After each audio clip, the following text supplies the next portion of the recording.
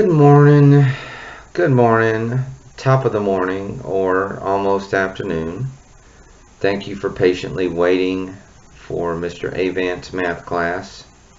I am slowly building up materials to help out, and today we're going to start Module 5, Lesson 15.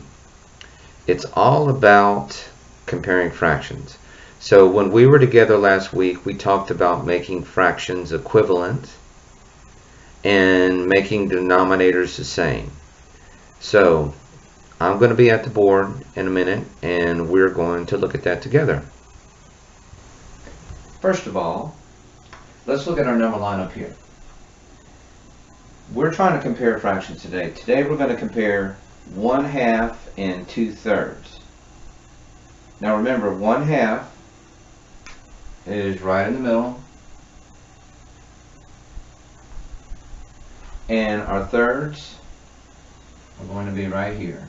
Here's 1/3, this is 0, this is, wait a minute, that's 1/3, this is 2/3, and this would be 3/3, or 1/2. Okay? Now over here is our comparison. Is 1/2 less than, greater than, or equal to 2/3? Remember, when we were doing equivalent fractions, the easiest way to compare fractions is to 1, look at a model, 2, make the denominator the same, and here we go. We're going to try it out. First of all, let's look at the model. We have a model of 1/2, or halves. Now I need to turn those into a common denominator. Let's look at 2 and 3 over here.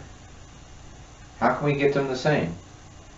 Well, think about the numbers that you can multiply, or the multiples of 2 and 3, and which are the same. Let's make a multiple list here. We have 2, 4, 6, 8, 10, 3, 6, 9, 12. Well, you want to circle the numbers that are the same. What is a common multiple here? That's going to be our common denominator. Here it is, 6 and 6. So we need to get our denominators to 6 so we can tell which one is bigger or smaller. Now when we're comparing fractions, also remember that 1/2 is our benchmark fraction. When you're comparing fractions, you're always going to be asking this question. Is it less than or greater than 1/2? This is going to help you out all the time. Let's look at 1/2 and see if we can turn it into 6. Alright? So what do we multiply times 2 to get 6 on the bottom? We multiply times 3. 3 times 2 is 6. So I put a 3 here. Whatever I do to the bottom, I have to do to the top. 3 times 1 is 3, and 3 times 2 is 6. Alright? So we have 3, 6 here. Where's 3, 6 on the number line? Look up here at the number line. I have thirds, 1/3, 2/3, 3/3, and I have 1/2. Where would 3, 6 be? Well, since it's equivalent to 1/2, it's right here, 3, 6. Okay? I can finish off my number line now for 6. Here's 1, 6, 2, 6, 3, 6, 4, 6, and 5, 6, and one more gives us 6/6. There they all are. Okay, now if I want to get my model and compare, what do we have to break our model into now? Well, just like Eureka does, we can take this horizontal line, this horizontal model, and I can make thirds, or times 3, and now I have 6 parts. And now I need to shade in 3, 6. So let me do that. There is 1, 6, 2, 6, and 3, 6. Actually, this should be up here. There's 3/6. That shows 1/2. You see that? 1/2 or 3/6. Either way. Alright, let's go over here to our 2/3. Now on the model, 2/3 is right here, and the number line up here tells me that it's 4/6. Let's find out if that's true or not. What do you multiply times 2/3 to get 6? I have to multiply 2. Top and bottom. 2 times 2 is 4. 3 times 2 is 6. Let's put a line down the middle here and multiply that times 2 and shade them in. Let me get a different color. We've got 1/6, 2/6, 3/6, 4/6. Now we have several different ways to compare. We have the numbers themselves. So this is 3/6 and 4/6.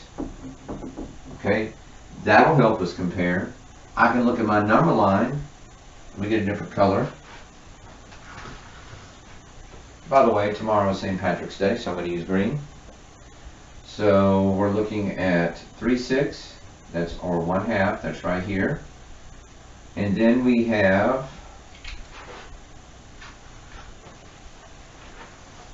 4/6. That is right there. Are you starting to get the idea? One of these is bigger than the other. 4/6 is definitely bigger than 3/6 on the number line. 4/6 is definitely bigger on the model, and it's definitely bigger as a number. So remember our symbols over here. When you look at the pointed line, the pointed or the vertex of these greater than and less than symbols, the vertex points to the smaller one. So if I do this, less than, I'm comparing the fraction on the left to the fraction on the right. And there it is, less than. That's all lesson 15 is showing you. How can we figure out with 3 different ways to compare fractions? Once you get good at this, you can pick one of these techniques to help you out. You don't have to use all 3 of these, but for today, focus on all 3 so that you get good at getting these denominators the same. Once the denominators are the same, then you can compare. All of your fractions for lesson 15 will be easy to find the common denominator. You like to make these multiple lists to find those common denominators. Now we're going to go to the Eureka book to help us out. Okay, here we are at the Eureka book on problem set 15. Let me zoom in a little bit. You can see the number at the top, lesson 15, problem set, and I believe that's page 79. I'm going to zoom in on B. We just did example A for you. Now let's look at B. Let me turn down the brightness a little bit here. Okay, there we go.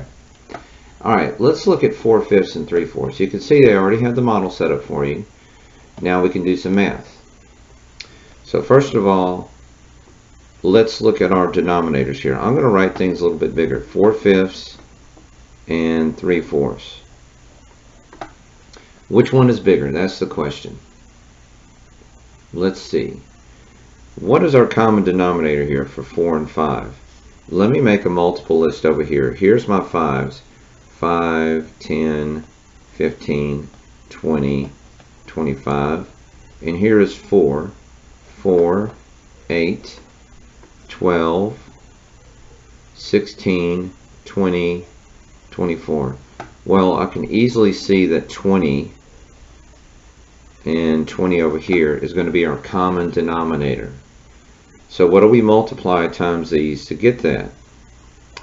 Well, let's see, times 5, what do I need to do? I need to multiply times 4 to get 20. Right? And down here, times what? Times 5 to get 20. Right? Remember, same number top and bottom. Never use different numbers top and bottom when you're finding equivalent fractions.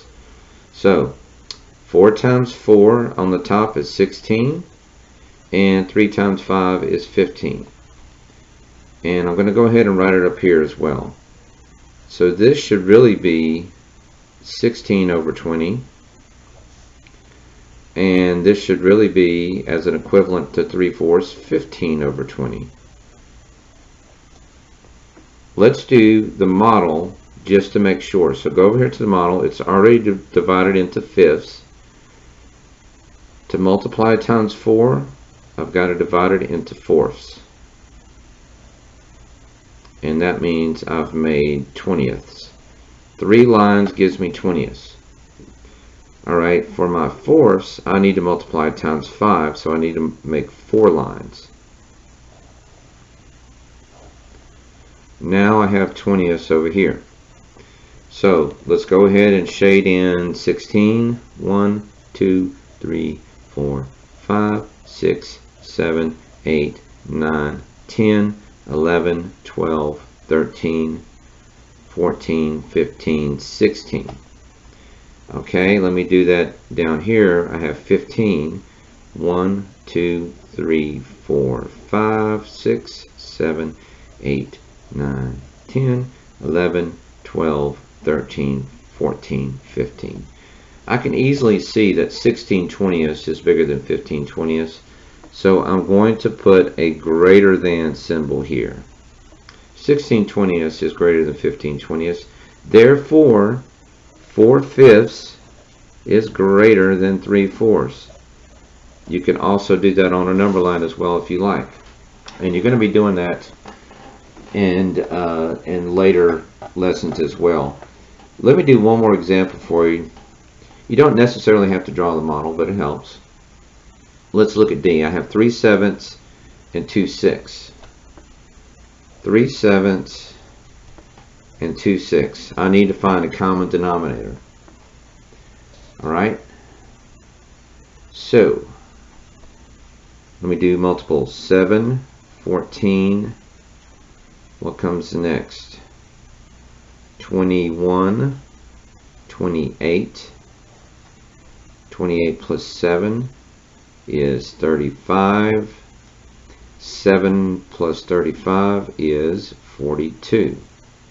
Alright, let's do multiples of 6. 6, 12, 18, 24, 30, 36, and then the 7th multiple is 42. Therefore, we're going to have to multiply to get 42 for both of these. That's our common denominator. So I'll multiply 6 times 7 over here, top and bottom, to get 40 seconds. Alright, and then I'll do the top. 3 times 6 is 18. So I'm comparing 18, 40 seconds for 3/7. And I'm comparing to multiply 2/6 times 7 over 7. 42 should be on the bottom. 7 times 2 is 14. Ooh, I can easily see it now. 18 40 seconds is bigger than 14 40 seconds. Therefore, 3/7 is bigger than 2/6. That's how this is done. When you're doing a leap test, they're going to give you fractions that you can't figure out just by looking at them. Are they greater than, less than, or equal to? If you want to be correct, these are the steps you have to take. Alright, I'm going to have videos for lesson 16, 17, and 18 on the Google Classroom from Eureka, and you can look at those and do the homework. Do your problem sets. Look at all this extra work that you have. You've got page 80. You've got a homework page. Here's another homework page. Lots of practice. Here's lesson 16. You're doing the same thing again. Comparing. Comparing. And look how they start to do it down here on number 3. It says 12/6 minus 3/6. This is what we're going to be doing on Wednesday. We're going to be adding and subtracting fractions. That'll be interesting. And we have number lines here to help out. This is a template for lesson 16. So I want y'all to think about doing as many in lesson 15 as possible.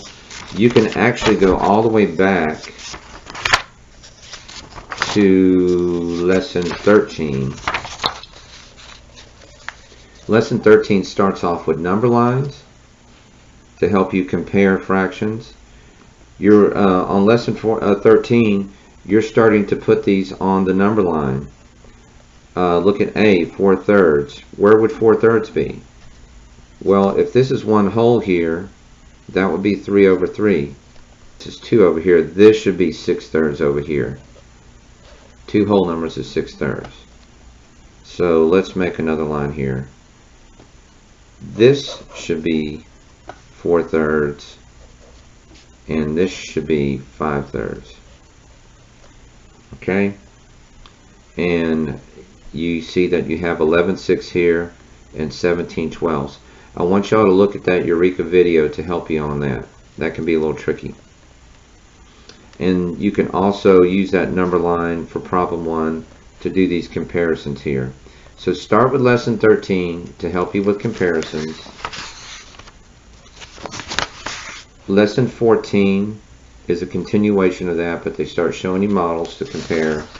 And then, of course, on lesson 15, they combine models and finding a common denominator to compare fractions. And then when we get to lesson 16, we're going to start looking at numbers that are bigger than 1, and we're going to start adding and subtracting fractions that are bigger than 1. That is all. Have a great day. Bye.